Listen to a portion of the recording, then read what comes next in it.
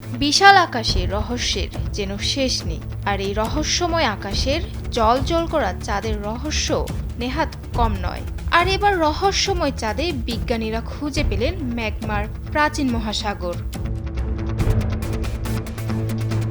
অনুমান করা হয় প্রায় 450 কোটি বছর আগে চাঁদের পৃষ্ঠে ম্যাগমা গঠিত হয়েছিল। এখন সেখানে ম্যাগমার মহাসাগর খুঁজে পাওয়ায় বিজ্ঞানীদের সে তত্ত্ব যেন আরও জোরালো হলো।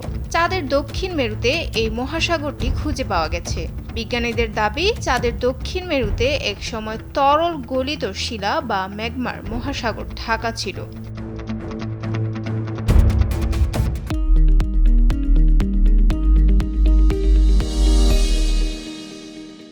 বিবিসি জানিয়েছে, 2023 সালের আগস্টে চাঁদের দক্ষিণ মেরুতে অবতরণ করা ভারতের ঐতিহাসিক চন্দ্রযান-3 মিশনেও এই ম্যাগমা মহাসাগরের অবশিষ্টাংশের দেখা মিলেছিল। বিজ্ঞানীদের ধারণা অনুসারে 450 কোটি বছর আগে যখন চাঁদ গঠিত হয়, তখন এটি ঠান্ডা হতে শুরু করে ও ফেরোয়ান অ্যান্থোসাইট নামে পরিচিত একটি হালকা ধাঁচের খনিজ চাঁদের বুকে ভেসে ওঠে। আর এই ফেরোয়ান অ্যান্থোসাইট বা গলিত শিলায় চাঁদের পৃষ্ঠ গঠন করেছিল।